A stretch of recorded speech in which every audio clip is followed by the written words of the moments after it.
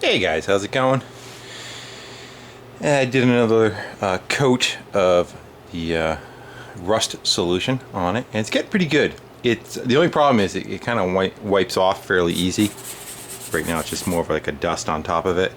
So I think it actually needs to kind of sit out in the rain for a shot or two and kind of let the rust go a little deeper. But it's definitely going with the look that I like. It's kind of matching the truck pretty well, toning it down and making it look old. So I'm happy with that.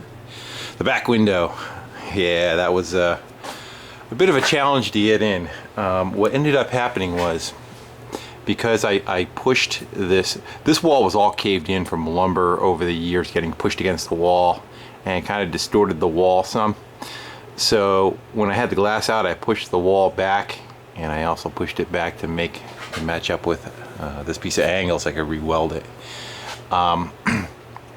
The outside edge of the opening was pretty good, but it's about that deep with a lip on the inside, and the lip was kicked up on the bottom and down on the top, so the glass just could not fall into the hole.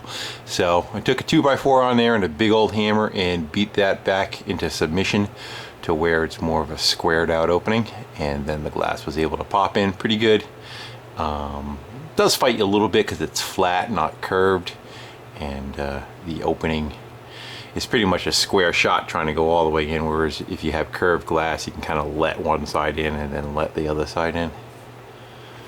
But it's in there and it looks good. Pop a light on. And you can see from the back side, you know, the lip. Light kick on, there you go. And that's where the rope went, the string, and that's where you kind of have to go pull that lip up and over to get it behind. But it's in and it's sealed. The body still has pretty much a bow to it. You can kind of see right, if you look, you see that point is kind of up higher. How it crests like that. So that's where you can kind of see right here where I had to go beat the frame of it back down again to make the opening correct. I don't want to take all the dents out of it. I'm not looking to make it perfect. I kind of want to show that it's lived a rough life. You can kind of see on an angle there how much it's stoved in still. But it's all airtight other than having a front seat. It's getting pretty close to going. I put fuel in it, got about 2 gallons in the tank right now, nothing pissed out the bottom. I did a video yesterday of trying to do a cold start with it, but unfortunately the fuel pump was no good, so it would just not pump anything up. And I just went to the store today and picked up another fuel pump and stuffed that in there, and we'll see what we get on that guy. We'll do a cold start in a little bit. Fuel filter's empty, nothing to run through. This motor's only been run from a jerry can, feeding the carb down, just a gravity going right to the carb. So that fuel pump had never been tested before, and of course it was no good. So, and it wasn't like I didn't try to give it an attempt. Loser, another loser, and the third piece of crap. You think alcohol is doing issues to old fuel systems? There's a prime example. There's 4 dead ones right there. A new pump, my cost was $50, and it's the old OEM style where you're able to actually take them apart. And they do sell a rebuild kit.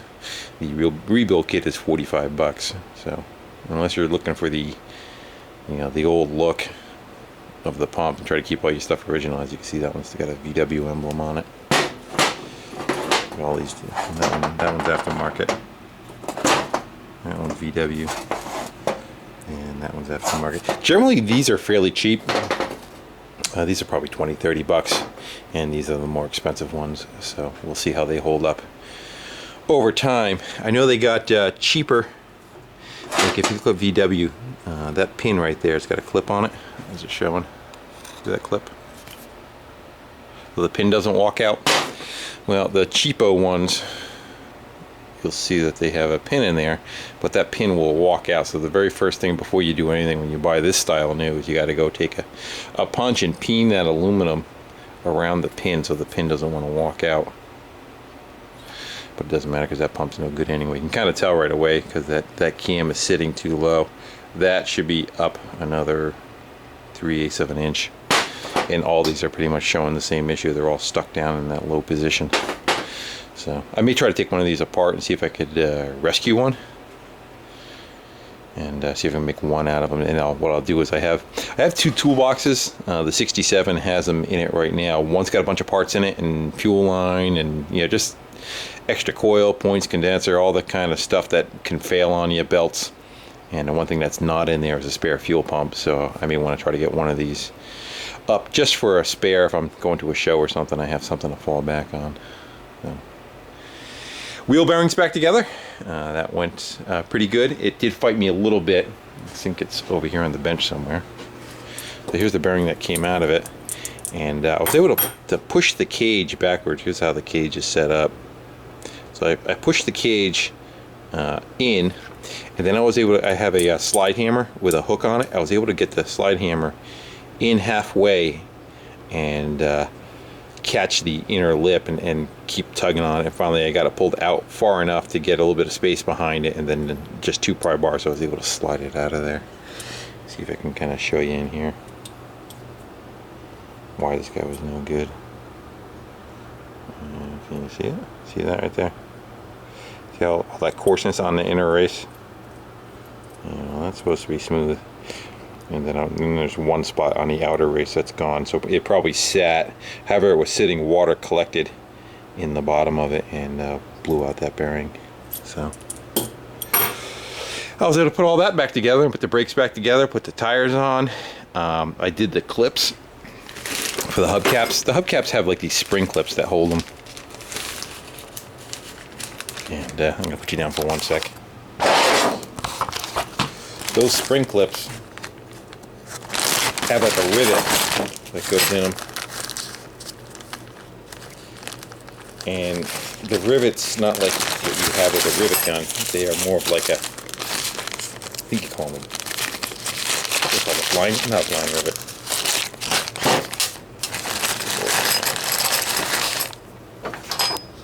They look like this. This is the clip that sticks out of the rim, and the hubcap flips up and over and holds on to that, but it has a hole in it that goes through the rim and has a rivet like that, and that rivet is solid. Trying to find a way to get those to go through, support it, and then hit it from the backside to get them to peen over. I ended up making a little jig, and just kind of hollowed out a little well for the rivet to sit in like that. And this sat on top of that, and then that poked actually like that, something like that. Then the rim sat over the top of it, and that was sticking out the back side of it. And I have an air hammer that I made a big hammerhead for, and I just came from the top side and hammered them down. So 20 of those later on each wheel, got them restored, and I was able to pop some hubcaps on there. That kind of gives it a good look that it has wheels with caps on it. This is what I had laying around. They're just kind of a, some cruddy looking chrome ones. I think from the factory, the trucks, being the pickup truck and the more the commercial stuff, would have had painted hubcaps. I don't think it would have had chrome ones on it. So I'll keep an eye out over the course of the summertime and shows for maybe that style, or I may just try to find some really ratty, shitty ones. Here's the 2 rattiest ones I have here. Got a big ass road rash on it, and then the other one's just nothing but complete rust. So I may try finding maybe a set of 4 like that, or I don't know. It's up in the open. And while I was searching for hubcaps, I came across my 2 new heater boxes, and these are the good ones. These are the German ones. There's a lot of stuff is made in Mexico and Brazil and everything. And what happens is, I don't know if you can see down there, you see those fins that are down there? Well, those are the good ones. They dissipate a lot of heat. Air blows through here from the fan shroud, comes in through here. The exhaust runs through the center of it, so the inner part is hot, and where those fins are, the air blows around here, comes up and exits into the truck or the van or whatever, bug, whatever it is, and this is where your hot air comes out. And this turns your hot air on and off. There's like a little lever in here. And if you can see that guy opening up, that would open up. Kick that open a little more. There you go. Now it'll open all the way. So that opens up and allows you heat into the car, and then you just have a cable coming from inside the car to turn it on and turn it off. And this is this is where it would bolt to the head on the exhaust side. So I'm going to slip them under there because I do want to try to get whatever I can for heat in this thing. It's a very small area to have the heat, and if you do have everything correct and working correctly, and the thermostat in, and all the bits and pieces that are supposed to be in there, they will work. So I will attempt to get that kind of fixed up. So we are to the part of the show where I think we want to try and start this thing. The last thing, the winch is bolted in. As I see stuff, I'll bring it up. The winch is bolted in. It's siliconed in where the bolts go through. And the only other thing is right there. I had to go drill a hole for the power to go down. And there's a rubber grommet there. I will take that and silicone that also. I just kind of want to let it rust up a little bit, but I just need to seal that last hole so nothing gets leaks in around it. And sometime over the course of the summertime, I will try to find an old antique looking toolbox or carpenter's box or something like that, just to kind of cover the whole thing. And what I'm thinking of doing, at first I was just going to drill through the toolbox and bolt the winch right on it, and maybe make a fair lead in the front of the toolbox sticking out. But I think what I'm going to do now is I'm just going to cut out the bottom of whatever I use and just set the whole thing right over the top of it. And when I don't want to use it, I do want to use it, I could just pop the whole thing off and it's out of the way.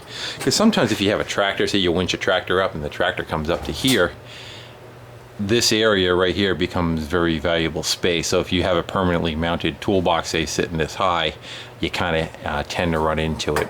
So I figure I'd do that. It'll work a lot better, and I'll be able to pull the piece out on the side, still be able to hide everything. I could probably even leave the little tray in it. I could leave the tray in the top side of it, and I could put my tie downs and stuff maybe in there, keep them out of harm's way.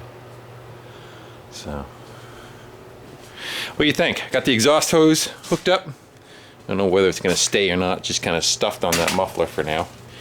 But I figure I'm going to go start it up, and she's ready to go on its own fuel system, basically getting it to the point where it's turnkey. I'd take you along with me. So let me see if you can go get this guy to go fire up. And can you see that fuel filter good enough? I don't know how long it'll take to prime it. It should probably about 30 seconds prime itself and go. Whether the battery's going to be good enough, I don't know. If not, I'll cheat. I'll put a little bit of gas down the carburetor and get it to fire up that way until it recovers on its own. But we're going to give it a shot like it is now.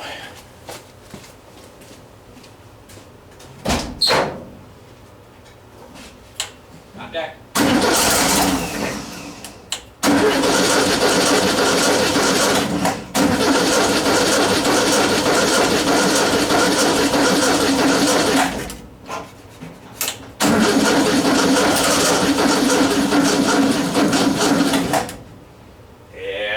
What I was afraid of.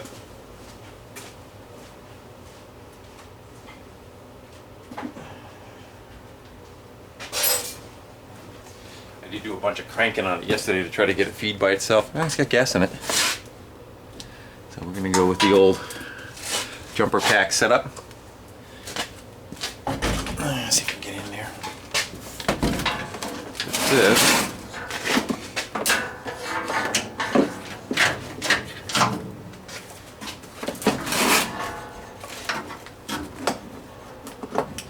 I have a car I got to get in here. The tie rod ends on. Old Lincoln. Tomorrow. So I kind of want to get this where I can fire it up and drive it in and out of the garage.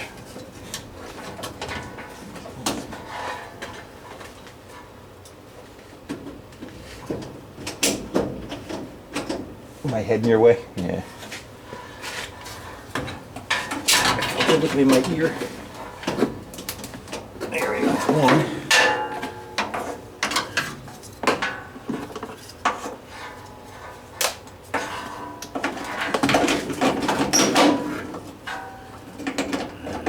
there's number 2. Alright, turn some power on, hang a light on it. We should be good to go. Let's try it again.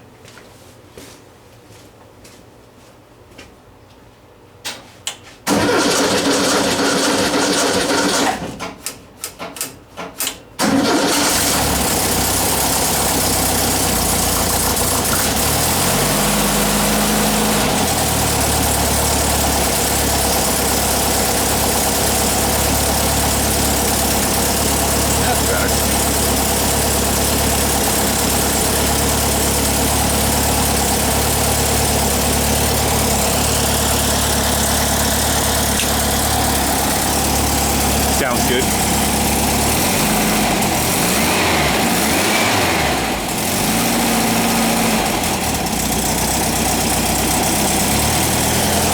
Let it warm up for a minute. See if we can get this out of here.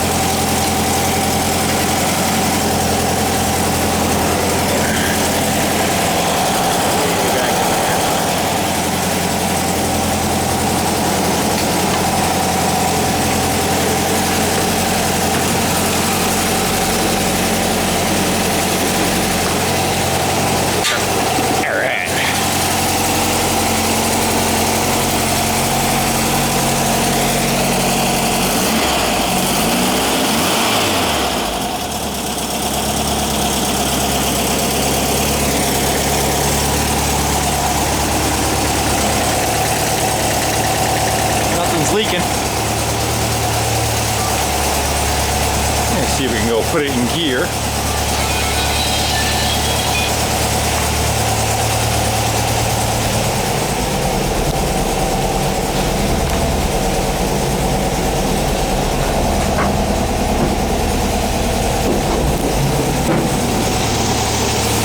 In second gear. I already ran it through once before, all the gears, when I first had that crappy motor in there, but I didn't really suspect a problem. Look at that tire.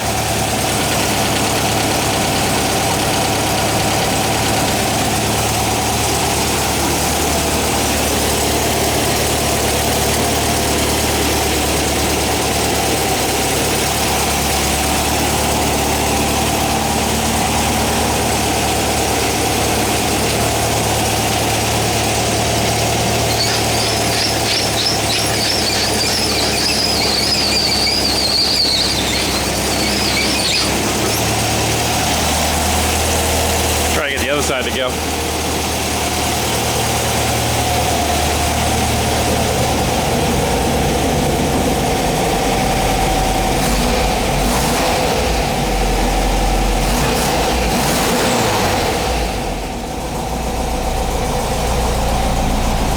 The lights are off.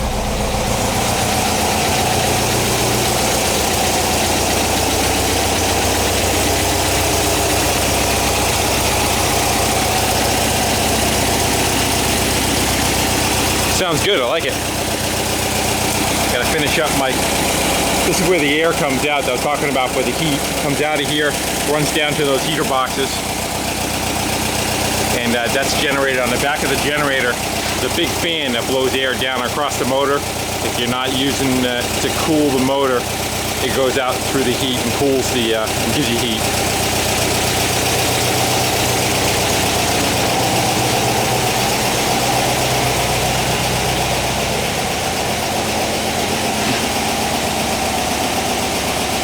Alright guys, well I'm going to go shut you down.